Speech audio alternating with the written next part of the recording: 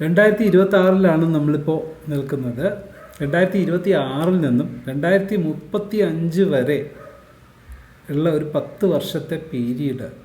ഈ ഒരു കാലയളവിലേക്ക് നമുക്ക് വാങ്ങിച്ച് ഹോൾഡ് ചെയ്ത് വെക്കാൻ പറ്റുന്ന മൾട്ടി ബാഗർ ആകാൻ സാധ്യതയുള്ള സ്റ്റോക്സ് വല്ലതും നമ്മൾക്ക് ഉണ്ടെന്നുണ്ടെങ്കിൽ അത് ഏതൊക്കെ സ്റ്റോക്സ് നമുക്ക് പിക്ക് ചെയ്ത് നമുക്കത് ഹോൾഡിംഗ് പൊസിഷനിലേക്ക് കൊണ്ടുപോകാം. For a period of 10 years holding. Multibagger ആകാൻ സാധ്യതയുള്ള സ്റ്റോക്ക്. അപ്പോൾ മൾട്ടി ബാഗർ ആകാനുള്ള സാധ്യത എന്ന് പറയുമ്പോൾ നമുക്ക് ക്ലസ്റ്റർ ഓഫ് സ്റ്റോക്സ് ഒത്തിരി ഉണ്ട്, അറിയാലോ. നമുക്ക് ആയിരക്കണക്കിന് സ്റ്റോക്സ് നമ്മുടെ മുന്നിലുണ്ട്. അതിൽ നിന്ന് നമ്മളൊരു 5 എണ്ണം പിക്ക് ചെയ്യുകയാണെങ്കിൽ ഏതായിരിക്കും ആ 5 എണ്ണം എന്നുള്ളതിന് നമുക്ക് നമുക്കൊരു അനാലിസിസ് നടത്തി നോക്കണം. അതേമാതിരി മൾട്ടി ബാഗർ ഒരു സെഗ്മെൻറ്റ്. ഇനി അതേപോലെ തന്നെ വരാൻ പോകുന്നൊരു 10 വർഷ കാലയളവിലേക്ക് നമുക്ക് ബ്ലൂ ചിപ്പ് കമ്പനീസ്, അതായത് ഓൾറെഡി ഹൈലി എസ്റ്റാബ്ലിഷ്ഡ് ആയിട്ടുള്ള എസ്റ്റാബ്ലിഷ്ഡ് ആയിട്ടുള്ള ഒരു 5 കമ്പനീസിനെയും നമ്മൾ ഫോളോ ചെയ്യണം, അല്ലെങ്കിൽ നമ്മൾ അതിനെയും സ്റ്റോക്ക് ചെയ്ത് നമുക്ക് വെക്കണം എന്നുണ്ടെങ്കിൽ അത് ഏത് കമ്പനീസ് ആയിരിക്കാം. സോ ഈ 2 ടോപ്പിക്കിനെ പറ്റിയിട്ടാണ് നമ്മൾ ഇന്നത്തെ വീഡിയോ ടോപ്പിക് അവതരിപ്പിക്കുന്നത്. So let's begin. നമുക്ക് എങ്ങനെ ആദ്യം മൾട്ടി ബാഗർ കണ്ടെത്താം, നമ്മുടെ ധനിൻ്റെ സ്കാനെക്സ് ഉപയോഗിച്ചിട്ട് നമുക്ക് മൾട്ടി ബാഗർ സ്റ്റോക്കിനെ നമുക്കൊരു 5 സ്റ്റോക്സ് എങ്ങനെ ഫിൽട്ടർ ഔട്ട് ചെയ്തെടുക്കാം എന്നുള്ളത്. ഇത് 100% മൾട്ടി ബാഗറായിട്ട് മാറുമെന്നൊന്നും ഞാൻ പറയുന്നില്ല. അതിൻ്റെ ഫണ്ടമെൻ്റൽ ഫാക്ടേഴ്സ് ഉപയോഗിച്ചിട്ട് സ്ക്രീനർ യൂസ് ചെയ്തിട്ട് നമ്മൾ ഒരു മൾട്ടി ബാഗറിന് സാധ്യതയുള്ള ഒരു 5 സ്റ്റോക്സിനെ നമുക്ക് ഡിഫറെൻറ്റ് സെക്ടേഴ്സിൽ വർക്ക് ചെയ്യുന്ന ഒരു 5 സ്റ്റോക്സ് നമുക്ക് കണ്ടെത്താം. നോർമലി നമ്മൾ മനസ്സിലാക്കേണ്ടുന്ന കാര്യം എന്താണ്, മൾട്ടി ബാഗർ സ്റ്റോക്സ് നമ്മൾ ഫൈൻഡ് ഔട്ട് ചെയ്യുമ്പം ആദ്യം മനസ്സിലാക്കേണ്ടത് സ്റ്റോക്കിൻ്റെ സെക്ടർ ഏതാണ്, അല്ലെങ്കിൽ ഏത് തീമിൽ പ്രവർത്തിക്കുന്ന സ്റ്റോക്കാണ്, ഏത് സെക്ടറിൽ, ഡിഫെൻസിലാണോ, കൺസ്യൂമർ ഗുഡ്സിലാണോ, ബാങ്കിങ് സെക്ടറാണോ, ഇൻഡസ്ട്രിയൽ പ്രൊഡക്റ്റ് സെക്ടറാണോ, ക്യാപിറ്റൽ ഗുഡ്സ് ആണോ, എക്സെട്ര പറയുന്ന ഒത്തിരി സെക്ടേഴ്സ് ഉണ്ട് അല്ലേ. അപ്പോൾ അത്തരം സെക്ടേഴ്സിൽ ഏതൊക്കെ സെക്ടറായിരിക്കാം ഇനി വരാൻ പോകുന്ന 10 year പീരീഡിൽ ഹൈ ഗ്രോത്ത്, എനർജി സെക്ടറാണോ, സോളാർ പവർ പോലുള്ള പവർ സെക്ടേഴ്സാണോ, ഇത്തരം സെക്ടേഴ്സിൽ അത് ഏതാണെന്ന് ആദ്യം ഡിഫൈൻ ചെയ്യുക. സെക്ടറിനുള്ളിൽ തന്നെ ഏതൊക്കെ ബെസ്റ്റ് സ്റ്റോക്ക് നമുക്ക് എങ്ങനെ ചൂസ് ചെയ്യണമെന്നുള്ളത് നമ്മൾ ഫൈൻഡ് ഔട്ട് ചെയ്യുക. ദെൻ വേണ്ടുന്നത് പേഷ്യൻസ് വേണം എന്നുള്ളതാണ്. മൂന്നാമത്തത് പേഷ്യൻസ്. ഈ 3 പില്ലറും നമ്മൾ കൃത്യമായ രീതിയിൽ നമ്മൾ കറക്റ്റായിട്ട് നമ്മൾ ഫൗണ്ടേഷനും കൊടുത്ത് നല്ല പെർഫെക്റ്റ് ആക്കി കഴിഞ്ഞാൽ നമുക്ക് തീർച്ചയായിട്ടും ഒരു മൾട്ടി ബാഗർ ലെവലിലേക്കൊക്കെ പോകാനുള്ള സാധ്യത കൂടുതലായിരിക്കും നമ്മൾ സെലക്ട് ചെയ്യുന്ന സ്റ്റോക്സ്. ഓക്കെ, നമുക്ക് ജസ്റ്റ് ഒന്ന് പരിശോധിച്ച് നോക്കാം. ധനിൻ്റെ സ്കാനെക്സ് ഉപയോഗിക്കുക. ധന് ഡൗൺലോഡ് ചെയ്യാത്തവർ തീർച്ചയായിട്ടും ധന് ഡൗൺലോഡ് ചെയ്യുക, വീഡിയോ ലൈക്ക് ചെയ്യുക, സബ്സ്ക്രൈബ് ചെയ്യുക. നോക്കൂ, ഇവിടെ ഓൾറെഡി ബൈ ഡിഫോൾട്ട് നിങ്ങൾക്ക് ഞാൻ കൃത്യമായിട്ടും ഫിൽട്ടർ ഔട്ട് ചെയ്തിട്ട് ഓരോ കണ്ടീഷൻസ് അപ്ലൈ ചെയ്തിട്ട് ഞാൻ കറക്റ്റായിട്ട് 5 സ്റ്റോക്സ് 2, 4, 5 സ്റ്റോക്ക് തന്നെയാണ് ഫിൽട്ടർ ഔട്ട് ചെയ്ത് വന്നത്. ഞാൻ 5 സ്റ്റോക്കിന് വേണ്ടിയിട്ടൊന്നും ഞാനൊന്നും മാനിപ്പുലേറ്റ് ചെയ്തിട്ടില്ല. ഞാൻ കൊടുത്ത ഫിൽറ്റേഴ്സ് പ്രകാരം എനിക്ക് 5 സ്റ്റോക്സ് കറക്റ്റായിട്ട് 5 സ്റ്റോക്സ് തന്നെ വന്നിട്ടുണ്ടായിരുന്നു. അത് ഏതൊക്കെയാണ് ഓരോ സ്റ്റോക്ക് എന്ന് വെച്ചാൽ, ഒന്ന് ബാൻകോ പ്രോഡക്ട്സ് എന്ന് പറഞ്ഞിട്ടൊരു കമ്പനിയുടെ സ്റ്റോക്ക്, ഇനിയൊന്ന് ധനുക അഗ്രിടെക്, ഇനിയൊന്ന് കൃഷ്ണ ഫോസ് കെമിക്കൽ സെക്ടറിലുള്ള സ്റ്റോക്ക്, ദെൻ സ്വരാജ് എൻജിൻസ് എന്ന് പറഞ്ഞൊരു company, then Infibeam technologies. So ഈ പറയുന്ന 5 സ്റ്റോക്സാണ് വന്നിരിക്കുന്നത്. ഇത് എങ്ങനെ വന്നു എന്നുള്ളതിൻ്റെ റൂട്ട് കോസ്റ്റ് ഞാൻ പറഞ്ഞുതരാം. നിങ്ങൾ നോക്കൂ, നമ്മുടെ സെക്ടർ എക്സ്ചേഞ്ച് ചെയ്താണ് ഞാൻ NSE സെലക്ട് ചെയ്തു. ദെൻ ഇൻഡസ്ട്രി സെക്ടർ ഞാൻ ജനറലി ഏത് വരുന്നു അത് ഇന്ന സെക്ടർ തന്നെ വേണമെന്ന് ഞാൻ പർട്ടിക്കുലർലി കൊടുത്തിട്ടില്ല. അതനുസരിച്ച് വന്നു. Market cap. ഇവിടെ ആദ്യം നമ്മൾ പ്രിഫർ ചെയ്യേണ്ടുന്ന ഒരേ ഒരു കാര്യം മാർക്കറ്റ് ക്യാപ്പ് എന്ന് പറയുന്നത് കമ്പനിയുടെ പുറത്ത് സ്റ്റോക്ക് മാർക്കറ്റിൽ ആ ഒരു പെർട്ടിക്കുലർ കമ്പനിയുടെ ഷെയർസിൻ്റെ പുറത്ത് ടോട്ടൽ നമ്പർ ഓഫ് ഇൻവെസ്റ്റേഴ്സ് മൊത്തം എത്ര രൂപ ഇൻവെസ്റ്റ് ചെയ്തിരിക്കുന്നു എന്നുള്ളതാണ് നമുക്ക് അടിസ്ഥാനപ്പെടുത്തിയിരിക്കും. മൾട്ടി ബാഗർ ആകാൻ സാധ്യതയുള്ള കമ്പനിയെ സംബന്ധിച്ചിടത്തോളം മാർക്കറ്റ് ക്യാപ്പ് കുറഞ്ഞിരിക്കണം എന്നുള്ളത് ഒരു ആവശ്യകതയാണ്. സപ്പോസ് അതിൻ്റെ അർത്ഥം എന്താ വെച്ചാൽ 1000 രൂപ, ഞാനൊരു സിമ്പിൾ ലോജിക്ക് പറയാം, അറിയാത്തവർക്ക് വേണ്ടി പറയുകയാണ്. മാർക്കറ്റ് ക്യാപ്പ് എന്ന് പറയുന്നത് ഒരിക്കലും കമ്പനിയുടെ ആസ്തിയായിട്ടോ കമ്പനിയുടെ മൂല്യമായിട്ടോ നിങ്ങൾ ആരെങ്കിലും കണക്കാക്കുന്നുണ്ടെങ്കിൽ അത് തെറ്റായ ധാരണയാണ്. മാർക്കറ്റ് ക്യാപ്പ് എന്ന് പറയുന്നത് ഒരു കമ്പനിയുടെ സ്റ്റോക്സിൻ്റെ പുറത്ത് ഷെയർ മാർക്കറ്റിൽ ടോട്ടൽ എത്ര ഇൻവെസ്റ്റ്മെൻറ്റ് നടത്തിയിരിക്കുന്നു എന്നുള്ളതാണ് മാർക്കറ്റ് ക്യാപിറ്റലൈസേഷൻ. മാർക്കറ്റ് എന്ന് പറയുന്നത് എന്താണ്? Share market. അപ്പോൾ ഷെയർ മാർക്കറ്റിനുള്ളിൽ ക്യാപിറ്റലൈസേഷൻ, ടോട്ടലായിട്ട് ക്യാപിറ്റൽ എത്ര ആ ഒരു പർട്ടിക്കുലർ ഷെയറിൻ്റെ പുറത്ത് ക്യാപിറ്റൽ ഇരിക്കുന്നു എന്നർത്ഥം. അല്ലാണ്ട് ആ മാർക്കറ്റ് ക്യാപ്പ് എന്ന് പറഞ്ഞാൽ കമ്പനിയുടെ ആസ്തിയായിട്ട് പലരും തെറ്റിദ്ധരിക്കാറുണ്ട്. അതല്ല മാർക്കറ്റ് ക്യാപ്പ് എന്ന് പറഞ്ഞാൽ ഡിഫറെൻറ്റ്. എന്തുകൊണ്ട് മാർക്കറ്റ് ക്യാപ്പ് കുറഞ്ഞിരിക്കണം അതും ഞാൻ പറയാം. ഒരു കമ്പനി, 2 കമ്പനി നമുക്ക് കമ്പയർ ചെയ്തിട്ട് പറയാം. കമ്പനി എയുടെ പുറത്ത് മാർക്കറ്റ് ക്യാപ്പ് 1000 കോടിയാണെന്ന് വെക്കാം. കമ്പനി ബിയുടെ പുറത്ത് മാർക്കറ്റ് ക്യാപ്പ് 1,00,000 കോടിയാണെന്ന് വെക്കുക. അതായത് കമ്പനി എയുടെ പുറത്ത് ടോട്ടൽ ഷെയർ മാർക്കറ്റിലുള്ള എല്ലാ ഇൻവെസ്റ്റേഴ്സും, നമ്മളിപ്പോൾ 1 ഷെയർ വാങ്ങുന്നവരുണ്ടായിരിക്കാം, 1000 ഷെയർ വാങ്ങുന്നവരുണ്ടായിരിക്കാം, 1,00,000 ഷെയർ വാങ്ങുന്നവരുണ്ടായിരിക്കാം, എല്ലാവരുടെയും കൂടെ മൊത്തം ഇൻവെസ്റ്റ്മെൻറ്റ് ഷെയർ മാർക്കറ്റിൽ ആ ഒരു കമ്പനിയുടെ പുറത്ത് മൊത്തം 1000 കോടിയാണെന്ന് സങ്കല്പിക്കുക. ഇനിയൊരു കമ്പനി ബിയെ സംബന്ധിച്ചിടത്തോളം ഇതേ കണ്ടീഷൻ തന്നെ, റീറ്റെയിലർ ആയിക്കോട്ടെ, ഹോൾസെയിൽ, എല്ലാവരും ചേർന്ന് മൊത്തം ഒരു കമ്പനിയുടെ പുറത്ത് ഇൻവെസ്റ്റ് ചെയ്തിരിക്കുന്ന എമൗണ്ട് 1,00,000 കോടിയാണെന്ന് സങ്കല്പിക്കുക. 1000 കോടിയുടെ 100 ഇരട്ടിയാണല്ലേ 1,00,000 കോടി. അപ്പോൾ 1000 കോടിയുള്ള ഒരു കമ്പനി ഇനി അതിൻ്റെ പുറത്ത് ഇനിയൊരു 1000 കോടിയും കൂടി നിക്ഷേപിക്കപ്പെടാൻ വലിയ സമയമൊന്നും വേണ്ടി വരില്ല. ചെറിയ ഗ്രോത്തുകൾ കൊടുക്കുമ്പോൾ തന്നെ ആ കമ്പനി ശ്രദ്ധിക്കപ്പെടുകയും ഷെയർ മാർക്കറ്റിലുള്ള ഇൻവെസ്റ്റേഴ്സ് കുറച്ചായിട്ട് പെട്ടെന്ന് അതിൻ്റെ പുറത്ത് എന്ത് സംഭവിക്കാം, നമുക്ക് 1000 2000 ആയിട്ട് മാറുകയാണെങ്കിൽ അന്നത്തെ ഈ 1000 രൂപ 1000 കോടി മാർക്കറ്റ് ക്യാപ്പ് ഉള്ളപ്പോൾ അതിൻ്റെ വില 100 രൂപയാണെന്ന് സങ്കല്പിക്കുക. ആ 100 രൂപ, ഒരു ഷെയറിൻ്റെ വില 100 രൂപ, മാർക്കറ്റ് ക്യാപ്പ് 1000 ആണെങ്കിൽ ആ ഒരു കമ്പനിയുടെ ഷെയറിൻ്റെ വില 200 രൂപയാവണമെങ്കിൽ എത്ര രൂപ നമ്മൾ അഡീഷണലി ഷെയർ മാർക്കറ്റിൽ ഇൻവെസ്റ്റ്മെൻറ്റ് നടത്തണം? 1000 കോടി എന്നുള്ളത് 2000 കോടിയായിട്ട് ഒരിരട്ടി മാറണം. 100 200 ആവുന്നതെന്ന് വെച്ചാൽ ഒരിരട്ടി മാറുകയാണെങ്കിൽ 1000-ന് പകരം 2000 കോടി വന്നാൽ മതിയാകും. അപ്പോൾ 100 എന്നുള്ളത് 200 രൂപയായിട്ട് മാറും ഷെയറിൻ്റെ വില. പക്ഷേ ഇതേ സ്ഥാനത്ത് 1,00,000 കോടി മാർക്കറ്റ് ക്യാപ്പുള്ള കമ്പനിയുടെ ഷെയറിൻ്റെ വില 500 രൂപയാണെന്ന് സങ്കല്പിക്കുക. ഓക്കെ, 500 രൂപയാണെന്ന് സങ്കല്പിച്ചിട്ട് ആ 500 പോലും ഇല്ല, ചിലപ്പോൾ അതിന് താഴെ ആയിരിക്കും. 500 നിങ്ങൾ 500 ആ 500 ഇനിയൊരു 500 രൂപയായിട്ട് മാറുമ്പോഴല്ലേ ഒരിരട്ടി ആകുക. നിങ്ങൾ 1,00,000 രൂപ കൊടുത്ത് 500 രൂപയുടെ ഷെയർ വാങ്ങുമ്പോൾ നിങ്ങളുടെ ഇൻവെസ്റ്റ്മെന്റ് 1,00,000 ആണ്. ആ 500 ഇനിയൊരു 500 ആയിട്ട് മാറി അത് 1000 ആയിട്ട് മാറുമ്പോഴല്ലേ നിങ്ങളുടെ 1,00,000 2,00,000 ആയിട്ട് മാറുന്നത്. അപ്പോൾ ആ 500 രൂപ വിലയുള്ള ഷെയർ അതിൻ്റെ മാർക്കറ്റ് ക്യാപ്പ് 1,00,000 കോടിയാണെങ്കിൽ ഇനി അത് 1000 ആയിട്ട് മാറണമെങ്കിൽ അതേമാതിരി ഇനിയും ഒരു 1,00,000 കോടി രൂപ മാർക്കറ്റിനകത്ത് ഇൻവെസ്റ്റ്മെന്റ് വരണം. ഏതിനായിരിക്കും കൂടുതൽ സാധ്യത ഉണ്ടാവും? നാച്ചുറലി മറ്റതിനും ഗ്രോത്ത് ഉണ്ടാവില്ല എന്നല്ല, ഗ്രോത്ത് ഉണ്ടാവും. പക്ഷെ മൾട്ടി ബാഗർ 1,00,000 കോടി രൂപ ഇതേ 1000 രൂപയിൽ കിടക്കുന്ന ഷെയർ ഒരു 5 കൊല്ലമോ 10 കൊല്ലമോ എടുത്തിട്ട് ഇന്നത്തെ മാർക്കറ്റ് ക്യാപ്പ് 1000 കോടിയുള്ളത് അതൊരു 10 കൊല്ലത്തിനകത്ത് ചിലപ്പോൾ അത് എത്രയായിട്ട് മാറാം? അത് ചിലപ്പോൾ 1,00,000 കോടിയായിട്ട് മാറാം. അപ്പോൾ 1000-ന്റെ 100 ഇരട്ടി ഇൻവെസ്റ്റ്മെന്റ് വരുമ്പോൾ അതേമാതിരി നിങ്ങൾ ഇൻവെസ്റ്റ് ചെയ്ത സമയത്ത് അതിന്റെ പ്രൈസ് എത്രയായിരുന്നു അതിന്റെ 100 ഇരട്ടി നിങ്ങൾക്ക് പ്രോഫിറ്റ് പ്രോബബിലിറ്റിയിലേക്ക് പോകാനുള്ള സാധ്യത ഉണ്ടാവും.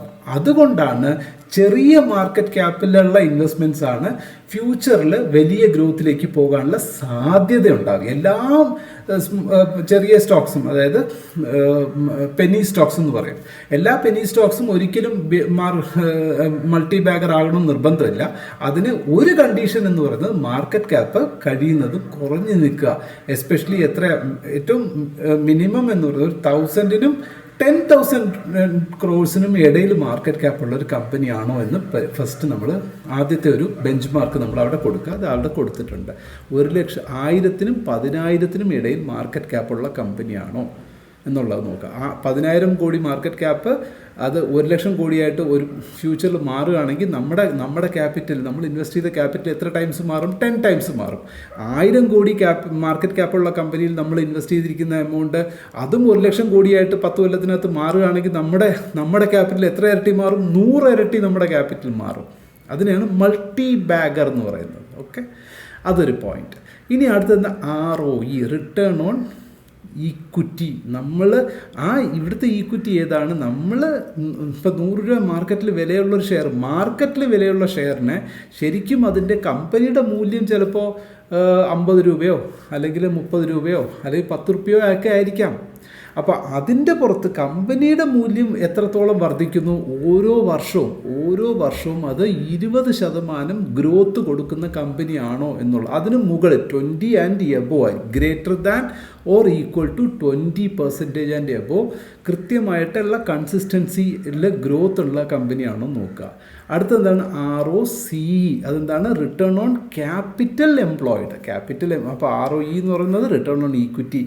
ആ ഒരു കമ്പനിയുടെ പ്രവർത്തന മേഖലയിലേക്ക് വേണ്ടിയിട്ട് ഓരോ വർഷവും അവരുടെ പ്രവർത്തന മേഖലയിൽ നിന്നും വരുമാനം കണ്ടെത്താൻ വേണ്ടിയിട്ട് അവർ കൃത്യമായിട്ടും അവരുപയോഗിച്ച ക്യാപിറ്റൽ ഉപയോഗിച്ചിട്ട് അവർ എത്ര പെർസെൻറ്റേജ് വരുമാനം ഉണ്ടാക്കുന്നു, അതും 20 ആൻഡ് എബോവ് പെർസെൻറ്റേജ് റിട്ടേൺ ഉണ്ടാക്കുന്ന കമ്പനിയാണോ കൺസിസ്റ്റൻ്റ്ലി.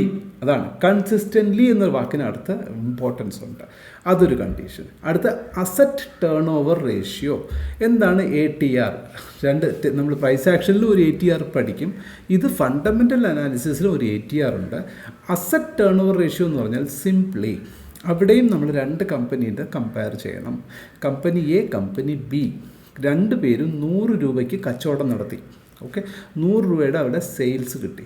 അതിൽ 100 രൂപ സെയിൽ ചെയ്തപ്പോൾ ഒരു കമ്പനിക്ക് 20 രൂപ ലാഭം കിട്ടി. 100 രൂപ കച്ചവടം നടത്തിയിട്ട് 100 രൂപ കയ്യിൽ കിട്ടിയാൽ 100 നമ്മുടെ കാശല്ലല്ലോ, നമ്മുടെ അതിനുള്ള ചിലവെല്ലാം പോയിട്ട് സെയിൽസിൻ്റെ ഉണ്ടാക്കാനും അതിനൊക്കെ എല്ലാ ചിലവും പോയിട്ട് 20 രൂപ നമുക്ക് കിട്ടുക എന്ന് പറഞ്ഞാൽ 20 രൂപ നമ്മുടെ ലാഭം. ഇനിയൊരു കമ്പനിക്ക് 100 രൂപയുടെ സെയിൽസ് നടത്തുമ്പോൾ അയാൾക്ക് 50 രൂപ ലാഭം കിട്ടിയെന്ന് വെച്ചോളൂ. അപ്പോൾ രണ്ടുപേരും ഒരേ രീതിയിൽ റവന്യൂ നേടി, പക്ഷേ അവർക്ക് കിട്ടിയ ലാഭം എന്ന് പറയുന്നത് ഒരാൾക്ക് 20 രൂപയും ഇനിയൊരാൾക്ക് 50 രൂപയും ലാഭം കിട്ടിയെന്ന് വെച്ചോളൂ. അപ്പം നാളെ ഈ 100 രൂപയുടെ വരുമാനം ഉണ്ടാക്കിയപ്പോൾ അതിൽ 20 രൂപ ഒരാൾക്ക് ലാഭം കിട്ടി, ഒരാൾക്ക് 50 രൂപ ലാഭം കിട്ടി. അപ്പോൾ ഈ 50 രൂപ ലാഭത്തിനെ അവർക്ക് 100 ഇനിയൊരു ഇപ്പോൾ സെയിൽസ് 100 എന്നുള്ളതിനെ 200 രൂപയിലേക്ക് ഉയർത്തണമെങ്കിൽ, സെയിൽസ് 200 രൂപയിലേക്ക് ഉയർത്തണമെങ്കിൽ ആ കമ്പനി എക്ക് അഡീഷണലി 100 രൂപ അവർ ഇൻവെസ്റ്റ് ചെയ്തപ്പോൾ 20 രൂപ അവർക്ക് ലാഭം കിട്ടി. ഓക്കെ, അപ്പോൾ ഈ ഇൻവെസ്റ്റ്മെൻറ്റിനെ അത് കഴിഞ്ഞിട്ട് 100-ന് പകരം അത് 200 ആക്കണമെങ്കിൽ കയ്യിലിപ്പോൾ ലാഭം 20 രൂപ ഉണ്ട്, പിന്നെ അഡീഷണലി എത്ര കയ്യിൽ നിന്ന് ചിലവഴിക്കണം? 80 രൂപ ചിലവഴിക്കണം അല്ലേ? പക്ഷേ മറ്റേ കമ്പനിക്ക് അത് വെറും 50 രൂപ ചിലവഴിച്ചാൽ മതി, കാരണം ഓൾറെഡി 50 രൂപ കയ്യിൽ ഉണ്ട്. ബിസിനസ്സിൽ നിന്ന് അവർക്ക് ലാഭം കൂടുതൽ കിട്ടി. അപ്പോൾ അസറ്റ് ടേൺ ഓവർ റേഷ്യോ എപ്പോഴും 1-ന് മുകളിലുണ്ടെങ്കിൽ അത് നല്ല ഒരു റേഷ്യോ ആണ്. അപ്പോൾ 1-ന് മുകളിലായിരിക്കണം, greater than or equal to 1 ആയിരിക്കണം അസറ്റ് ടേൺ ഓവർ. അടുത്തത് എത്ര? Sales growth. കണ്ടിന്യൂസ് ആയിട്ട് കഴിഞ്ഞ ഒരു 5 വർഷത്തെ പീരീഡിൽ ഒരു കമ്പനിയുടെ സെയിൽസ് ഗ്രോത്ത് കുറഞ്ഞ പക്ഷം 15% മുകളിൽ സെയിൽസ്, ഓരോ വർഷവും 15% ഗ്രോത്ത്, വളർച്ചാ നിരക്ക് ഉണ്ടായിക്കൊണ്ടേയിരിക്കുന്ന ഒരു കമ്പനി ആയിരിക്കണം എന്നുള്ളത്. അത് 15% അല്ല, ഈ greater than or equal to 15-ന് മുകളിൽ, മിനിമം 15 അല്ലെങ്കിൽ അതിന് മുകളിലായിരിക്കണം സെയിൽസ്. അടുത്ത കണ്ടീഷൻ നോക്കൂ, year over year quarter sales growth എത്രയാണ്? അത് 20% ആൻഡ് എബോവ് വേണം. അതായത് നമ്മളിപ്പോൾ അക്കൗണ്ടിങ് ഇയർ എന്ന് പറയുന്നത് ഏതാണ്? April 1 മുതൽ നെക്സ്റ്റ് ഇയർ മാർച്ച് എൻഡ് വരെയുള്ള അക്കൗണ്ടിങ് പീരീഡ് എന്ന് പറയുന്നതാണ് ഇയർ ഓവർ ഇയർ. പക്ഷേ ക്വാർട്ടർ ഓവർ ക്വാർട്ടർ എന്ന് പറയുമ്പോൾ ഓരോ 3 മാസം കൂടുമ്പോഴും റിസൾട്ട് വരില്ല. ആ ക്വാർട്ടർ ബേസിസിൽ ഇപ്പോൾ ജൂൺ ക്വാർട്ടർ എന്ന് പറഞ്ഞാൽ, ജൂൺ 2026 ക്വാർട്ടർ എന്ന് പറഞ്ഞാൽ അതൊരു ക്വാർട്ടറാണ്. അതേ ഇതിനെ കമ്പയർ ചെയ്യുന്നത് ഏത് വെച്ചായിരിക്കും? Previous 2025 June ക്വാർട്ടറുമായിട്ട്. ഈ 2 ക്വാർട്ടേഴ്സ് തമ്മിലുള്ള ഒരു വർഷം ഉണ്ടല്ലോ, അത് തമ്മിൽ കമ്പയർ ചെയ്യുമ്പോൾ അതിൻ്റെ ഗ്രോത്തും കൺസിസ്റ്റൻ്റ് ആയിട്ട് 20 and above percentage sales growth improvement ഉണ്ടോ എന്ന് നോക്കുന്നു. അതും ഒരു ഇമ്പോർട്ടൻറ്റ് ഫാക്ടറാണ്. അടുത്ത പോയിൻ്റ് എന്താണ്? EPS. ഇതാണ് മാജിക് നമ്പർ എന്ന് പറയുന്നത് കേട്ടോ. EPS ഒരു മാജിക് നമ്പർ ആണെങ്കിൽ പി ഇ റേഷ്യോ എന്ന് പറയുന്നത് ആ മാജിക് നമ്പറിന് നോക്കട്ടെ, മാജിക് എന്ന് വെച്ചോളൂ. EPS എന്ന് പറയുന്നത് ഒരു മാജിക്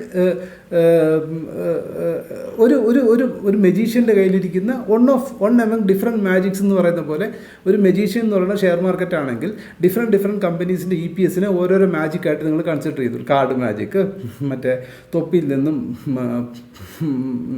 പ്രാവിനെ എടുക്കുന്നത് ഇനിയൊരു മാജിക്ക്. അതേപോലെ EPS എന്ന് പറയുന്ന ഒരു മാജിക്, ഒരു കമ്പനിയുടെ ഒരു മാജിക്കാണ്. അതിന് നല്ലതാണോ മോശമാണോ എന്ന് റേറ്റിംഗ് കൊടുക്കുന്നതാണ് PE റേഷ്യോ. PE റേഷ്യോ കൂടുന്തോറും നല്ല റേറ്റിംഗ് അതിന് കിട്ടിയെന്നർത്ഥം. അതാണ് ഇത്. ചെറിയൊരു ജസ്റ്റ് ഞാൻ നിങ്ങൾക്ക് എളുപ്പത്തിന് മനസ്സിലാക്കാൻ വേണ്ടി പറഞ്ഞതേ ഉള്ളൂ. So EPS is A magic number that is very very important for A fundamental analysis. അല്ലെങ്കിൽ ഒരു കമ്പനിയുടെ വളർച്ചയ്ക്ക് ഏറ്റവും അടിസ്ഥാനപരമായിട്ട് ആവശ്യം അതിൻ്റെ EPS growth, earnings per share. ആ കമ്പനി എത്രത്തോളം, കമ്പനി സ്വന്തം നിലയിൽ എത്രത്തോളം വളരുന്നു, എത്രത്തോളം ലാഭം ഓരോ ഷെയറിൽ നിന്നും എത്രത്തോളം ലാഭം കമ്പനി ആ ഷെയറിലേക്ക് ലാഭം ഉണ്ടാക്കി കൊടുക്കുന്നു എന്നുള്ളതാണ് EPS ഗ്രോത്ത് എത്ര വേണം? ഇയർ ഓവർ ഓരോ വർഷവും, സിംപിളി പറഞ്ഞാൽ ഓരോ വർഷവും കമ്പനി മിനിമം 15% പ്രോഫിറ്റ് ഉണ്ടാക്കിക്കൊണ്ടിരിക്കുന്ന കമ്പനിയാണോ കൺസിസ്റ്റൻ്റ്ലി. അവിടെ ഏതെങ്കിലും ഒരു വർഷം ഒരു 30% ഉണ്ടാക്കുന്നു, അടുത്തൊരു വർഷം 5%ലേക്ക് പോകുന്നു, വീണ്ടും അടുത്ത് 10%. അത് ഇറാഷണൽ അല്ല. റാഷണലി കറക്റ്റായിട്ട് എബോ 15 എത്ര വേണമെങ്കിലും ഡിഫറൻസസ് വരാം, അങ്ങോട്ടേക്ക് ഇങ്ങോട്ട് വരിക. അപ്പോൾ average 15 and above % EPS growth ഉണ്ടോ എന്ന് നോക്കണം. ദെൻ PE റേഷ്യോ, തൊട്ടടുത്തത് PE റേഷ്യോ കമ്പനിയുടെ PE റേഷ്യോ അത് ഒരിക്കലും നമുക്ക് 10 ഇയേഴ്സ് പീരീഡിൽ ഒരിക്കലും PE റേഷ്യോ ഈ 5നും 30നും ഇടയിൽ തന്നെ നിൽക്കണമെന്നൊന്നും യാതൊരു നിർബന്ധമില്ല. അത് കൂടിയും കുറഞ്ഞിരിക്കുക. അതാണ് നമ്മുടെ തേർഡ് പില്ലർ എന്ന് പറയുന്നത്, പേഷ്യൻസ് എന്ന് പറയുന്ന പില്ലർ. ഒരു സ്റ്റോക്കും ഒരിക്കലും PE റേഷ്യോ ഇങ്ങനെ കയറിയിട്ട് പിന്നെ അവിടെ നിന്ന് വീണ്ടും അങ്ങനെ കയറി ഒരിക്കലും പോകത്തില്ല. ഒരിക്കൽ സ്റ്റോക്കിൻ്റെ പ്രൈസ് കയറുകയാണെങ്കിൽ പിന്നെ കുറച്ച് കാലത്തേക്ക് അത് തിരിച്ച് താഴെ വരും, വീണ്ടും കുറച്ച് കാലത്തേക്ക് അത് പിന്നെയും മുകളിലേക്ക് പോകും. അങ്ങനെയാണ്. അപ്പോൾ PE റേഷ്യോ കയറുകയാണെങ്കിൽ കുറച്ച് കഴിയുമ്പോൾ താഴ്പോട്ടേക്ക് വരും. സോ അതാണ് തേർഡ് പില്ലറായിട്ടുള്ള പേഷ്യൻസ് നമുക്ക് മനസ്സിലാക്കേണ്ടുന്ന കാര്യം. എന്നാലും സ്റ്റോക്ക് തുടക്കത്തിൽ നമ്മൾ എടുക്കുമ്പോൾ നമ്മൾക്ക് ആവറേജ് വേണ്ടുന്ന PE റേഷ്യോ എന്ന് പറയുന്നത് 5നും 30നും ഇടയ്ക്കുന്നത് നല്ലതായിരിക്കും. Then come to operating profit margin. അതായത് സ്വന്തം ആ ഒരു പെർട്ടിക്കുലർ കമ്പനിയുടെ ബിസിനസ് ആക്ടിവിറ്റീസിൽ നിന്നും മാർജിൻ എത്രത്തോളം അവർക്ക് ഒരു കഴിഞ്ഞ 5 വർഷത്തെ പ്രോഫിറ്റ് മാർജിൻ കയ്യിൽ എത്ര കിട്ടുന്നു എന്ന് വെച്ചാൽ മോർ ദാൻ 10% അവർക്ക് എല്ലാ ചിലവും പോയിട്ട്, കംപ്ലീറ്റ് എക്സ്പെൻഡിച്ചേഴ്സും പോയിട്ട് അവർക്ക് വരുമാനം ശേഖരിച്ച് മാറ്റി അവർക്ക് വെക്കാൻ പറ്റുന്ന വരുമാനം എത്രയെന്ന് വെച്ചാൽ 10% മുകളിലായിരിക്കണം മിനിമം ക്രൈറ്റീരിയ. സോ ഇത്രയും ക്രൈറ്റീരിയ ഫില്ല് ചെയ്യുന്ന ഒരു 5 സ്റ്റോക്സ്, അത്രയും കൊടുക്കുമ്പോൾ തന്നെ ഒരു 5 സ്റ്റോക്ക് വന്നു. ആ 5 സ്റ്റോക്സാണ്: ഒന്ന് ബാൻകോ പ്രോഡക്റ്റ്, ഇനി ഒന്ന് ധനുക അഗ്രിടെക്, ഇനി ഒന്ന് കൃഷ്ണ ഫോസ് കെമിക്കൽസ്. നമ്മൾ എന്താ ഇനി ചെയ്യേണ്ടുന്നത്? ഇത് ഏതാണ് ബാൻകോ എന്ന് പറയുന്നത്? എന്ത് പ്രോഡക്റ്റാണ് നോക്കുക. ബാൻകോ എന്ന് പറയുന്ന കമ്പനി എബൌട്ടസ് നോക്കിക്കഴിഞ്ഞാൽ കമ്പനിയെ പറ്റി മനസ്സിലാക്കുക. അതൊരു എൻജിൻ കൂളിംഗ് സിസ്റ്റം ഉണ്ടാക്കുന്ന കമ്പനി, അല്ലെങ്കിൽ എൻജിൻ സീലിംഗ് സിസ്റ്റം എന്നൊക്കെ പറയുമ്പോൾ തീർച്ചയായിട്ടും എൻജിൻ റിലേറ്റഡ് എന്ന് പറയുന്നത് മസ്റ്റായിട്ട് ഓട്ടോമോട്ടീവ് ആയിരിക്കാം. എന്ത് എൻജിനാണ്? എല്ലാറ്റിനും എൻജിൻ എന്ന് പറയുന്നത് ഇനി വരാൻ പോകുന്ന ഏത് മേഖലയിലാണ് അത് ഇല്ലാത്തത്? ആവശ്യം വരും. ഓട്ടോമോട്ടീവ് സെക്ടറിൽ വരാം, മെക്കാനിക്കൽ സെക്ടറിൽ വരാം, പിന്നെ ഓട്ടോമേഷൻ സെക്ടേഴ്സിൽ വരാം. എല്ലാറ്റിനും, ഹൗസ് ഹോൾഡിൽ വരെ നമുക്ക് എൻജിൻ എന്ന സാധനം ഇല്ലാതെ എന്താ പ്രവർത്തിക്കുന്നത്? ഒന്നും തന്നെ പ്രവർത്തിക്കത്തില്ല. So this is going to be a good, എന്താ പറയുക, ഇനിയും ഇതിൻ്റെ വർക്ക് ഓർഡേഴ്സും അതും ഇതുമൊക്കെ. സോ കമ്പനിയുടെ ഫസ്റ്റ് ലുക്കിൽ തന്നെ നമുക്ക് മനസ്സിലാക്കാൻ പറ്റുന്നത്, ഒന്ന് വായിച്ചു നോക്കൂ. Born of entrepreneurial spirit in 1961 ആരംഭിച്ച കമ്പനിയാണ് Banco products India. Has today carved a niche മാർക്കറ്റാണ് അവരുടെ for itself as a leader in business of engine cooling and sealing systems, both for automotive and industrial application എന്ന് പറഞ്ഞാൽ ഒന്നും വേണ്ട, വീട്ടിലിരിക്കുന്ന മിക്സിക്കകത്തിരിക്കുന്ന എൻജിൻ്റെ cooling സിസ്റ്റത്തിന് വരെ അവർക്ക് ഇവരുടെ പ്രൊഡക്റ്റുകൾ അല്ലെങ്കിൽ ഇവരുടെ ബൈ പ്രോഡക്റ്റ് ഇവരുടെയും കൂടി പ്രൊഡക്റ്റുകൾ ഉൾപ്പെടേണ്ട സാഹചര്യങ്ങൾ വരാം. മനസ്സിലാവുന്നുണ്ടോ? അപ്പോൾ നിങ്ങളൊന്ന് ആലോചിച്ച് നോക്കൂ, ഒരു വരാൻ പോകുന്ന 10 വർഷത്തേക്ക് ഈ ഒരു കമ്പനിയുടെ തീർച്ചയായിട്ടും this companies growth we can expect ഒരു ആവറേജ് മനുഷ്യൻ്റെ ഒരു ചിന്താഗതിയിലൂടെ നമുക്ക് കടന്നു പോയാൽ തന്നെ നമുക്ക് മനസ്സിലാക്കാം ഡെഫിനറ്റ്ലി ഇതിനൊരു സ്കോപ്പ് ഉണ്ട്. എന്നാൽ ഇപ്പോൾ ഇതിൻ്റെ റേഷ്യോസും കാര്യങ്ങളൊക്കെ വളരെ കുറച്ചാണ് നിൽക്കുന്നത്. സോ അതൊരൊറ്റ റീസൺ കാരണം ഈ കമ്പനിക്ക് ഒരു നല്ലൊരു പൊട്ടൻഷ്യൽ സാധ്യത, ഇപ്പോഴത്തെ പ്രൈസ് 630 സംതിങ് ഉണ്ട്. 10 വർഷത്തിനുള്ളിൽ അത് ചിലപ്പം 6,000 ആകാം, 16,000 ആകാം, അല്ലെങ്കിൽ അതിന് മുകളിലും പോയി എന്നും വരാം. ആ ഒരു എക്സ്പെക്റ്റേഷൻ നമുക്ക് പ്ലാൻ ചെയ്യാം. ദെൻ അടുത്തത് ധനുക അഗ്രിടെക്. അപ്പോൾ ഓൾറെഡി അവിടെ വന്നു കഴിഞ്ഞു, അഗ്രികൾച്ചറൽ ടെക്നോളജിയിൽ പ്രവർത്തിക്കുന്ന കമ്പനി. ഇതിനെപ്പറ്റി ഡീറ്റെയിൽ ആയിട്ട് നിങ്ങൾ എന്ത് ചെയ്യുക, എബൌട്ട് അസിൽ ഗൂഗിൾ ചെയ്യൂ, ധനുക അഗ്രിടെക് എന്ന് പറയുന്ന കമ്പനി. അതിൻ്റെ ഗൂഗിളിൽ പോയിട്ട് എബൌട്ട് അസ് എന്ന് പറഞ്ഞ് കൊടുത്തു കഴിഞ്ഞാൽ അതിൻ്റെ ഡീറ്റെയിൽ ആയിട്ട് നിങ്ങൾക്ക് പഠിക്കാൻ പറ്റും. എന്തൊക്കെ മേഖലയിൽ അഗ്രികൾച്ചറൽ ടെക്നോളജീസിൽ ഇനി വരാൻ പോകുന്ന കാലത്ത് നൂതനമായിട്ടുള്ള ടെക്നോളജീസിൽ നമ്മൾ ഗവൺമെൻറ് സൈഡിലാണെങ്കിലും നല്ല രീതിയിൽ പ്രൊമോഷൻ കൊടുക്കുന്ന, നല്ല രീതിയിൽ ഇമ്പ്രൂവ്മെൻറ്റ് കൊടുക്കുന്ന, ഇൻഡസ്ട്രിയൽ സപ്പോർട്ട്സ് കൊടുക്കുന്ന, ഗ്രാൻഡ് ഒക്കെ കൊടുക്കുന്ന ഒരു വലിയ രീതിയിൽ നമ്മുടെ ഇന്ത്യ ഈസ് സ്റ്റിൽ അണ്ടർ എന്ത് ഡിപ്പെൻഡൻസിയാണ്, അഗ്രികൾച്ചറൽ ഡിപ്പെൻഡൻസിയാണ്. സോ അതുപോലെ ധനുക അഗ്രിടെക് എന്ന് പറയുക അഗ്രികൾച്ചറൽ തന്നെ ടെക്നോളജിക്കൽ ചേഞ്ചസ്, ഇപ്പോൾ ഹൈ ടെക്നോളജിക്കൽ ചേഞ്ചസ് ഒക്കെ അല്ലേ വരുന്നത്. ഇപ്പോൾ അക്വാപോണിക് എന്ന് പറഞ്ഞൊക്കെ നമ്മൾ കേട്ടിട്ടുണ്ടാവും. അതൊക്കെ ഇതുമായിട്ട് ബന്ധമല്ല, ഞാൻ പറയുന്നതാണ് എക്സാമ്പിൾ. സോ അഗ്രികൾച്ചറൽ ടെക്നോളജീസിൽ തീർച്ചയായിട്ടും ആ പേരിൽ തന്നെ ഉണ്ട് നമുക്ക് അതിൻ്റെ ഗ്രോത്ത് പൊട്ടൻഷ്യൽ എത്രത്തോളം ഉണ്ടാവും. സോ അതും ഒരു കമ്പനി ഇപ്പോൾ ഇന്നത്തെ അതിൻ്റെ വില എത്രയാണ്, 1000 രൂപയാണ്. 1008 രൂപ വരുന്നു. അതും ചിലപ്പോൾ ഇനി ഒരു 10 വർഷത്തിനുള്ളിൽ നല്ലൊരു ഗ്രോത്ത് 10,000 രൂപയോ 20,000 രൂപയൊക്കെ ആകാനുള്ള സാധ്യത നമ്മൾക്ക് തള്ളിക്കളയാനാവില്ല. സോ അതിൻ്റെ മാർക്കറ്റ് ക്യാപ്പ് നോക്കൂ, 4,500 രൂപയേ ഉള്ളൂ. അപ്പോൾ 4,500 എന്നുള്ളത് 45,000 മാറുകയാണെങ്കിൽ തന്നെ 10,000 എന്നുള്ളത് 10,000 മാറും. ഷെയറിൻ്റെ മൂല്യം അത് തന്നെ അതിൻ്റെ ഇമ്പോർട്ടൻ്റ് ആയിട്ടുള്ളൊരു ആസ്പെക്റ്റാണ് കണ്ടോ. അപ്പോൾ അടുത്തത് നോക്കൂ, കൃഷ്ണ ഫോസ്ഫേറ്റ് കെമിക്കൽസ്. അപ്പോൾ ഇതെന്ത് കമ്പനിയാണ്, ജസ്റ്റ് നിങ്ങൾ, അപ്പോൾ അതും കെമിക്കൽ സെക്ടറിലുള്ളൊരു കമ്പനിയാണ്. അപ്പോൾ നമ്മളിപ്പോൾ ഓരോ ഇത് ആദ്യം ഓട്ടോമൊബൈൽ സെക്ടറിൽ തന്നെ, ഓട്ടോമൊബൈലും അല്ല ഇത്, ഓട്ടോമൊബൈൽ എന്ന് പറയാൻ പറ്റില്ല, ഓട്ടോമൊബൈൽ പ്ലസ് ഇൻഡസ്ട്രിയൽ സെക്ടറിൽ വരുന്ന കമ്പനി. അടുത്തത് അഗ്രികൾച്ചറൽ ടെക്നോളജിയിൽ വരുന്ന കമ്പനി. അടുത്തത് കെമിക്കൽ സെക്ടറിൽ വരുന്നൊരു കമ്പനി. അടുത്തത് സ്വരാജ് എൻജിൻസ്. തീർച്ചയായിട്ടും അത് പെർഫെക്റ്റ്ലി ഓട്ടോമൊബൈൽ സെഗ്മെൻറ്റിലാണ്. ഓട്ടോമൊബൈൽ സെഗ്മെൻറ്റിലുള്ള എന്താ പറയുക, അസോസിയേറ്റഡ് കമ്പനീസാണ്. ഡയറക്റ്റ്ലി നമ്മളിപ്പോൾ മാരുതി അല്ലെങ്കിൽ TVS, മഹേന്ദ്ര, ടാറ്റ മോട്ടോഴ്സ് എന്നൊക്കെ പറയുന്ന ഡയറക്റ്റ് ഓട്ടോമൊബൈൽ ആണെങ്കിൽ ഇവരുടെയൊക്കെ ഈ പറയുന്ന സ്വരാജ് എൻജിൻസ് പോലുള്ള കമ്പനീസ് അവരെന്തായിരിക്കും, അവർ മറ്റ് ഇവരുടെയൊക്കെ വെണ്ടേഴ്സ് ആയിരിക്കാം ഇത്തരം കമ്പനീസ്. ഇതെന്താണെന്നുള്ളത് നിങ്ങൾ എബൌട്ട് അസിൽ കയറിയിട്ട് ഡീറ്റെയിൽ ആയിട്ട് നിങ്ങൾ മനസ്സിലാക്കാൻ ശ്രമിക്കുക. എന്നിട്ട് നിങ്ങൾ തീരുമാനത്തിലേക്ക് എത്താൻ ശ്രമിക്കുക. അടുത്തെന്താണ്, ഇൻഫോബീം. നമ്മൾ ഗെയിമിങ്ങും ഇൻ്റർനെറ്റിൽ ഇപ്പോൾ അതും ഐഫോൺ അല്ല ആൻഡ്രോയിഡ് സെഗ്മെൻറ്റിലൊക്കെ ഗെയിംസും മറ്റു കാര്യങ്ങൾക്കൊക്കെ ഹൈ പ്രോബബിലിറ്റി കൂടിക്കൊണ്ടേയിരിക്കുന്ന കാലം തന്നെയാണ്. ഇനിയും വരും ഫ്യൂച്ചേഴ്സിൽ പല തരത്തിലുള്ള VR, IR, VR എന്നൊക്കെ പറഞ്ഞിട്ട് വിർച്വൽ റിയാലിറ്റി അത് ഇതെന്നൊക്കെ പറഞ്ഞിട്ട് ഗെയിമിംഗ് സ്ട്രക്ചറിൻ്റെ തന്നെ യൂണിവേഴ്സ് മാറാൻ പോവാണ്. സോ അപ്പോൾ ഇൻഫോബീം പോലുള്ള കമ്പനീസിന് തീർച്ചയായിട്ടും സ്കോപ്പ് കൂടുതലുണ്ടായിരിക്കും. സോ ഡീറ്റെയിൽ ആയിട്ട് നിങ്ങൾ അതിൻ്റെ ഇത് നോക്കിക്കഴിഞ്ഞാൽ നിങ്ങൾക്ക് മനസ്സിലാക്കാൻ പറ്റും. ഇതൊന്നും ഒരിക്കലും ഒരു റെക്കമെൻഡേഷനായിട്ട് നിങ്ങൾ കണക്കാക്കരുത്. ഞാൻ ഈ ഒരു കണ്ടീഷൻസ് കൊടുത്തപ്പോൾ എനിക്ക് ഫിൽട്ടർ ചെയ്ത് കിട്ടിയ കമ്പനീസിനെ അതിൻ്റെ പ്രോബബിലിറ്റി, ഇപ്പോൾ അതിൻ്റെ ഇതിൻ്റെ ഓരോന്നിൻ്റെ ബാങ്കോയുടെ മാർക്കറ്റ് ക്യാപ്പ് നോക്കൂ, 9,000 crores. ധനുക്കയുടെ മാർക്കറ്റ് ക്യാപ്പ് നോക്കൂ, 4,500 കോടി. കൃഷ്ണ ഫോസ്കം മാർക്കറ്റ് ക്യാപ്പ് നോക്കൂ, 4,400 കോടി. അതേമാതിരി സ്വരാജ് എൻജിൻസ് 4,300 കോടി. ഇൻഫോബീം വെറും 1,500 കോടിയേ ഉള്ളൂ മാർക്കറ്റ് ക്യാപ്പ്. സോ മാർക്കറ്റ് ക്യാപ്പിൻ്റെ അടിസ്ഥാനത്തിൽ നോക്കിക്കഴിഞ്ഞാൽ വരാൻ പോകുന്ന ഫ്യൂച്ചറിൻ്റെ ബേസിസിൽ നോക്കിയാലും ഇത്തരം സ്റ്റോക്കുകൾക്ക് ഇനിയും ഗ്രോത്ത് പൊട്ടൻഷ്യൽ സാധ്യതയുണ്ടാകും. പക്ഷേ ഗ്രോത്ത് എന്ന് പറഞ്ഞു കഴിഞ്ഞാൽ ഒരു കാരണവശാലും നിങ്ങൾ ഇന്ന് സ്റ്റോക്ക് മേടിച്ച് ഇത് കണ്ടുകൊണ്ട് നാളെ കൊണ്ടുപോയി ഇതിലൊക്കെ അങ്ങ് കാശ് ഒരു ബോധമില്ലാതെ കാശ് വാരി തള്ളിയിട്ട് മറ്റന്നാൾ മുതൽ ഫോൺ എടുത്ത് വെച്ചും കൊണ്ട് ഇത് അയാൾ പറഞ്ഞു ഇങ്ങനെയൊക്കെ പറഞ്ഞു അതുകൊണ്ട് ഇതാ നോക്കുന്നു എനിക്കിതാ താഴെ പോകുന്നു എന്ന് പറഞ്ഞിരിക്കും. 10 വർഷത്തെ പീരീഡിലേക്കുള്ള കാര്യത്തെപ്പറ്റി നമ്മൾ സംസാരിക്കുമ്പോൾ ഇതൊന്നും ബോധറിയത്തില്ല. ആ സമയത്തൊന്നും ബോധറിയത്തില്ല. എപ്പോൾ നിങ്ങൾ ഇൻവെസ്റ്റ് ചെയ്താലും അപ്പം മുതൽ നിങ്ങൾക്ക് പച്ച കാണണം നിങ്ങളുടെ പ്രൊഫൈൽ. അങ്ങനെയുള്ളവർക്കൊന്നും പറ്റിയ ഫീൽഡല്ല. നിങ്ങൾ ഈ വീഡിയോ തന്നെ കണ്ടതായിട്ടേ നിങ്ങൾ ഭാവിക്കരുത്, മറന്നേക്കുക. സെക്ടർ നോക്കുക, അതിനകത്തുള്ള സ്റ്റോക്ക് നോക്കുക, പേഷ്യൻസ് കൈവരിക്കുക. ഈ 3 കണ്ടീഷൻസും സാറ്റിസ്ഫൈ ചെയ്യാൻ പറ്റുന്ന, പ്രോപ്പറായിട്ട് അനാലിസിസ് നടത്താൻ പറ്റുന്ന ഒരു വ്യക്തിക്ക് മാത്രമേ ഇതൊക്കെ പറ്റത്തുള്ളൂ. അല്ലാത്തവർ ഈ ഒരു വീഡിയോ തന്നെ നിങ്ങൾക്ക് യൂസ്ഫുൾ അല്ല എന്നുള്ള കാര്യം ഞാൻ ഉറപ്പിച്ച് പറയാം.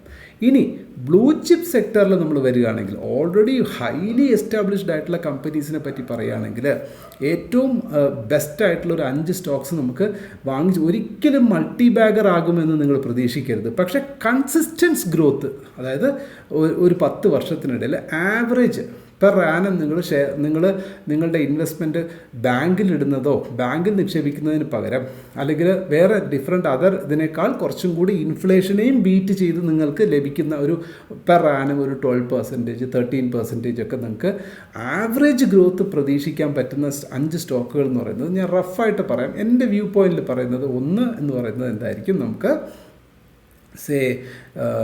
ബജാജ് ഫിനാൻസ്. എന്തുകൊണ്ട് ബജാജ് ഫിനാൻസ്? നോക്കൂ, നമ്മളുടെ ഇനി വരാൻ പോകുന്ന 10 വർഷം എന്ന് പറയുന്നത് എല്ലാവർക്കും തീർച്ചയായിട്ടും India is booming. So everybody will get more income. അപ്പോൾ മോർ ഇൻകം മാത്രമല്ല, അതേമാതിരി എക്സ്പെൻഡിച്ചേഴ്സ് കൂടുന്നു. പിന്നെ വേറൊരു വിഷയമുണ്ട്, നമ്മുടെ വീട്ടിൽ പ്രവർത്തിക്കുന്ന ഒട്ടുമുക്കാൽ ഇലക്ട്രോണിക്സ് ആയിക്കോട്ടെ, ഇലക്ട്രിക്കൽ ആയിക്കോട്ടെ, അല്ലെങ്കിൽ മെക്കാനിക്കൽ ആയിക്കോട്ടെ, ഏത് തരം വസ്തു എല്ലാറ്റിനും ഇപ്പോൾ എന്തുണ്ട്, നമ്മൾ ഷോപ്സിൽ നിന്ന് വാങ്ങുന്നു. ഒട്ടുമുക്കാൽ ഐറ്റംസ്, TV ആയിക്കോട്ടെ, അല്ലെങ്കിൽ അതുപോലുള്ള ഇലക്ട്രോണിക്സ്, മൊബൈൽസ്, വാട്ടെവർ, എന്താ ഇല്ലാത്തത് എല്ലാറ്റിനും നമ്മൾ ലോൺ എടുക്കാൻ ശ്രമിക്കും. അപ്പോൾ ലോൺ എടുക്കാൻ ഇപ്പോൾ ആ സെഗ്മെൻറ്റ്, കൺസ്യൂമർ സെഗ്മെൻറ്റിൽ ലോൺ പ്രൊവൈഡർ കൊടുക്കുന്നതിൻ്റെ ലീഡർ ആരാന്ന് ചോദിച്ചാൽ അത് ബജാജ് ഫിനാൻസ് ആണ്. മോർ ദാൻ 20 crores കസ്റ്റമേഴ്സാണ് അവരുടെ കയ്യിലുള്ളത് as of today's approximate data പ്രകാരം. 20 കോടി ബോറോവേഴ്സ് അവരുടെ കസ്റ്റമേഴ്സായിട്ട് ഇപ്പം തന്നെ ഉണ്ട്. സോ ആ ഗ്രോത്ത് അവർ ഇത് ഒന്നും ഇന്നലെയായിട്ട് അവർ തുടങ്ങിയതല്ല, അവർ കാലങ്ങളായിട്ട് ഈ ഫീൽഡിൽ നമ്പർ 1 ആയിട്ട് നിൽക്കുന്നുണ്ട്. ഇനിയും അവരുടെ ആ ഗ്രോത്ത് കൂടാൻ തന്നെയായിരിക്കും സാധ്യത. നിങ്ങൾ തന്നെ ആലോചിച്ച് നോക്കൂ, നിങ്ങൾ ഏത് ഷോപ്പിൽ പോയാലും ശരി, അവിടെ നിന്ന് നിങ്ങൾ ഏത് പ്രോഡക്റ്റ് വാങ്ങാൻ ശ്രമിച്ചാലും ശരി, അത് കാറായിക്കോട്ടെ, അല്ലെങ്കിൽ ഒരു TV ആയിക്കോട്ടെ, അല്ലെങ്കിൽ ഒരു ഫ്രിഡ്ജ് ആയിക്കോട്ടെ, എന്ത് തന്നെ ആയാലും അതിന് ആദ്യം നിങ്ങൾക്ക് ലോൺ തരാൻ നിൽക്കുന്ന ആൾ ആരായിരിക്കും? അത് ബജാജ് ഫിനാൻസ് ആയിരിക്കും. പ്രാക്ടിക്കലി തിങ്ക് ചെയ്ത് നോക്കൂ, അതൊരു സ്റ്റോക്കാണ്. അടുത്ത് വരുന്ന ഇനിയൊരു സ്റ്റോക്ക് ഏതായിരിക്കും? നിങ്ങൾ മനസ്സിലാക്കേണ്ട പ്രോഡക്റ്റ് ഡിക്സൺ ടെക്നോളജീസ്. ഇപ്പോൾ നല്ല സ്റ്റോക്കിൻ്റെ വില തന്നെ ഏതാണ്ട് 14,000-15,000 റേഞ്ചിൽ നിൽക്കുന്നുണ്ട്. But it is considered to be one of the best electronics. അതും പ്രത്യേകിച്ച് മൊബൈൽ സ്മാർട്ട് ഫോൺ ടെക്നോളജീസിൽ അത് ഇന്ത്യയെ സംബന്ധിച്ചിടത്തോളം foreign investors, foreign mobile, even iPhone പോലും ബന്ധമുണ്ട് അത് ഡിക്സണുമായിട്ട്. നമ്മൾ ഉപയോഗിക്കുന്ന വിവോ, ഓപ്പോ ഇത്തരം ഫോണുകൾക്കൊക്കെ ഇന്ത്യൻ നിയമം ചേഞ്ച് ആയ മുന്നേയൊക്കെ അതൊക്കെ ചൈനയിൽ നിന്നും അവിടെ നിന്നൊക്കെ ഡയറക്റ്റായിട്ട് വരികയായിരുന്നു. ഇപ്പോൾ അങ്ങനെയല്ല, ഇപ്പോൾ ഇന്ത്യയിലാണ് മാനുഫാക്ചറിങ്. അതിന് ഇവിടുത്തെ മെയിൻ പാർട്ട്ണർ ആരാണ്? അത് Dixon technologies. Not only Dixon, many other companies are there. അത് it's a blue chip company. ഞാൻ പറയുന്ന ബ്ലൂ ചിപ്പ് സെക്ടർ, ഇതൊന്നും റെക്കമെൻഡേഷനായിട്ടല്ല, എൻ്റെ വ്യൂസ് മാത്രം ഞാൻ നിങ്ങൾക്ക് ഷെയർ ചെയ്യുന്നതാണ്. അത് നിങ്ങൾ നിങ്ങളുടേതായിട്ടുള്ള വ്യൂസിൽ കണ്ടത്. ഇനിയൊന്ന് ഏതാണ്? Simple, Reliance industries. That's A fantastic company. അത് തീർച്ചയായിട്ടും നമുക്ക് high return, high return in the sense എന്തായിട്ട്, ഡിവിഡൻ്റായിട്ടും ബോണസായിട്ടും ഒക്കെ ഇനിയും റിലയൻസ് ഒരുപാട് വളർച്ചയിലേക്ക് പോകാൻ സാധ്യതയുണ്ട്, ഒരുപാട് സ്പ്ലിറ്റ്സിലൊക്കെ വരാൻ സാധ്യതയുണ്ട്. അപ്പോൾ റിലയൻസും ഒരിക്കലും ഇത് മൾട്ടി ബാഗർ ആകുമെന്ന് പ്രതീക്ഷിക്കേണ്ട, പക്ഷേ ഗ്രാജുവലി നല്ല ഗ്രോത്ത് നിങ്ങൾക്ക്, നിങ്ങളുടെ ഇൻവെസ്റ്റ്മെൻറ്റിൻ്റെ ഗ്രോത്ത് നിങ്ങൾക്ക് ലഭിക്കാൻ സാധ്യതയുള്ള കമ്പനിയാണ് റിലയൻസ്. ഇനിയൊരു കമ്പനി നമ്മൾ നോക്കുകയാണെങ്കിൽ ഏതാണ്? നമ്മൾ അപ്പോളോ മൈക്രോ സിസ്റ്റംസ്. നിങ്ങൾ ശ്രദ്ധിച്ചോളൂ, അപ്പോളോ മൈക്രോ സിസ്റ്റം ഇലക്ട്രോണിക്സിൽ നമ്മുടെ ഡിഫൻസ് സെക്ടറിലുള്ള ബെല്ല്, ഹോള് ഇത്തരം കമ്പനീസിൽ അവരുടെയൊക്കെ വെണ്ടറാണ്, അവരുടെയൊക്കെ വെണ്ടറായിട്ട് പ്രവർത്തിക്കുന്ന ഒരു കമ്പനിയാണ് അപ്പോളോ മൈക്രോ സിസ്റ്റംസ്. 100-നും താഴെ കിടന്ന സമയത്ത് റീസെൻ്റ്ലി ഒരു 1.5 years 2 years ബാക്ക് 100-നും താഴെ കിടന്ന കമ്പനി ഇന്ന് 400 രൂപ റേഞ്ചിലേക്ക് പോയിട്ടുണ്ട്. ഇനിയും ഒരു 10 വർഷത്തിനകത്ത് അതൊരു വലിയ കണ്ടൻറ്ററായിട്ട് മാറാൻ സാധ്യതയുള്ളൊരു കമ്പനിയാണ് അപ്പോളോ മൈക്രോ സിസ്റ്റംസ്. നോട്ട് ചെയ്ത് വെച്ചോളൂ. ദെൻ അടുത്ത് വരുന്നത് നമ്മളുടെ ലേറ്റസ്റ്റ് ഇപ്പോഴത്തെ ന്യൂ ജെൻ കമ്പനി ആയിട്ടുള്ള സ്വിഗ്ഗി, സൊമാറ്റോ പോലുള്ള കമ്പനീസിലും നിങ്ങൾക്ക് തീർച്ചയായിട്ടും ഫ്യൂച്ചറിൽ നല്ല ഗ്രോത്ത് വരാനുള്ള സാധ്യതയുണ്ട്. Because there demand is increasing. അല്ലെങ്കിൽ നിങ്ങൾ ഡ്രോൺ റിലേറ്റഡ് ആയിട്ടുള്ള കമ്പനീസിൽ നിങ്ങൾക്ക് നിക്ഷേപിക്കാം. അല്ലെങ്കിൽ വിക്രം സോളാർ പവർ സെഗ്മെൻറ്റിലുള്ള കമ്പനീസ് ഏതാണെന്ന് നോക്കിയിട്ട് നിങ്ങൾക്ക് അത്തരം കമ്പനീസിൽ ഇൻവെസ്റ്റ് ചെയ്യാൻ ഇന്ന കമ്പനി എന്ന് പറയുന്നില്ല, സെക്ടർ വൈസ് ഞാൻ പറയാം. So electronic sector, EV sector, അതിൽ തന്നെ അതിൻ്റെ വെൻഡേഴ്സായിട്ടുള്ള ഇപ്പോൾ സ്പെയർ പാർട്സ് മാനുഫാക്ചറേഴ്സ് എന്ന് പറയുന്ന സെഗ്മെൻറ്റ്, അതിൻ്റെ സ്പെയർ പാർട്സ് സപ്ലൈ ചെയ്യുന്ന വലിയ കമ്പനീസിൻ്റെ സബ്സിഡറി ആയിട്ട് അല്ലെങ്കിൽ വെൻഡേഴ്സായിട്ട് പ്രവർത്തിക്കുന്ന കമ്പനീസിനെ സെലക്ട് ചെയ്തിട്ട് ഫൈൻഡ് ഔട്ട് ചെയ്തിട്ട് അതിൻ്റെ ഫണ്ടമെൻറ്റൽസ് നോക്കിയിട്ട് അതിൽ ബെസ്റ്റ് കമ്പനി ഏതാണെന്ന് നോക്കിയിട്ട് അത്തരം കമ്പനീസിലും നിങ്ങൾക്ക് ഇൻവെസ്റ്റ് ചെയ്യാം. പിന്നെ എസ്റ്റാബ്ലിഷ്ഡ് ആയിട്ടുള്ള കമ്പനീസിനെ പറ്റി ഞാൻ പറഞ്ഞു. സോ അതേമാതിരി ഡിഫൻസ് സെക്ടറിൽ നിങ്ങൾക്ക് MTAR ടെക്നോളജീസ് എന്നൊരു കമ്പനിയുണ്ട്, അതും നല്ല ഫ്യൂച്ചർ ഗ്രോത്ത് ഓറിയൻറ്റഡ് ആയിട്ടുള്ള കമ്പനീസാണ്. സോന, BMW, ഇതൊക്കെ നല്ല കമ്പനീസ് തന്നെയാണ്. ഒത്തിരി അങ്ങനെ പറയുകയാണെങ്കിൽ ഒത്തിരി ഉണ്ട്, നമുക്ക് പറയാം. സോ ഞാനൊരു റഫ് ഐഡിയ നിങ്ങൾക്ക് തന്നേ ഉള്ളൂ. ഫ്യൂച്ചർ ഗ്രൂപ്പ്, പക്ഷേ എല്ലാറ്റിനും എന്ത് വേണം? പേഷ്യൻസ് ഉണ്ടെങ്കിൽ മാത്രമേ നിങ്ങൾക്ക് അത് മാത്രമല്ല, ഇത് ആരാണ് ഇത് ചൂസ് ചെയ്യേണ്ടതെന്ന് വെച്ചാൽ അത്യാവശ്യം സഫീഷ്യൻ്റ്ലി റവന്യൂ ഉള്ള, സ്വന്തം ഡൊമസ്റ്റിക്കലി അല്ലെങ്കിൽ പേഴ്സണലി ഇൻഡിവിജ്വലി നല്ല വരുമാനമുള്ള, നല്ല ജോലിയിലൊക്കെ ഇരിക്കുന്ന, കടം അല്ലെങ്കിൽ ലോൺ പോലുള്ള സംഭവങ്ങളൊക്കെ ഉണ്ടെങ്കിൽ പോലും അതൊരു പ്രശ്നമേ അല്ലാത്ത കാറ്റഗറിയിലുള്ള ആൾക്കാർ, അത്യാവശ്യം നല്ലൊരു എമൗണ്ടൊക്കെ മാറ്റി വെക്കാൻ സാഹചര്യം ഉള്ളൊരു ആൾക്കാർക്കൊക്കെയാണ് ഈ ഒരു വീഡിയോ പ്രയോജനപ്പെടുക. അല്ലാത്ത ഇപ്പോൾ അരിഷ്ടിച്ച് അന്ന് അതാത് മാസത്തെ സാലറിയോ അതാത് മാസത്തെ റവന്യൂ ഉപയോഗിച്ച് വീട്ടുകാര്യങ്ങളും മറ്റു കാര്യങ്ങളൊക്കെ ചിലവഴിക്കുന്ന അല്ലെങ്കിൽ റിക്വയർഡ് അതിനെ ബേസിസിൽ ഡിപ്പെൻഡ് ചെയ്തിട്ട് ജീവിതം മുന്നോട്ട് കൊണ്ടുപോകുന്നവർക്ക് ഈ ഒരു മേഖല നിങ്ങൾക്ക് വേണ്ട. നിങ്ങൾ ട്രേഡിംഗ് ആക്ടിവിറ്റീസിലേക്ക് പോയിട്ട് നിങ്ങൾക്ക് നിങ്ങളുടെ ട്രേഡ് റിലേറ്റഡ് ആയിട്ടുള്ള രീതിയിൽ നിങ്ങൾക്ക് ട്രേഡിംഗ് ആക്ടിവിറ്റീസ് യൂസ് ചെയ്തിട്ട് നിങ്ങൾക്ക് കാശ് സമ്പാദിക്കാൻ ശ്രമിക്കാം.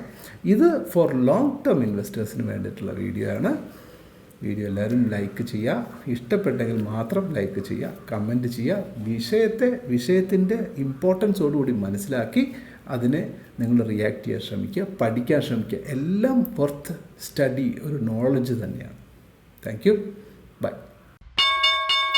Investments in the securities market are subject to market risk. Read all the related documents carefully before investing.